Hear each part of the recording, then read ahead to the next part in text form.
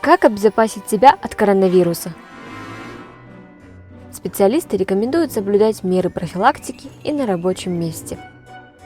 Чтобы снизить вероятность заражения, нужно соблюдать несколько простых правил. Протирать дезинфицирующими средствами рабочий стол, компьютер и телефоны. Чаще протирайте руки антибактериальными салфетками или обрабатывайте их антисептиками. Дезинфицирующие средства для рук держите на видном месте.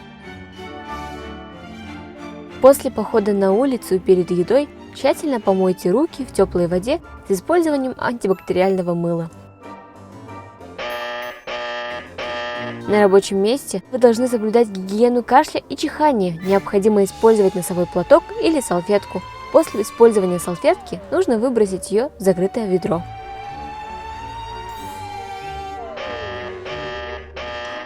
Стоит избежать рукопожатий, прикосновений и лишнего контакта с вашими коллегами. Проветривайте и увлажняйте рабочее место.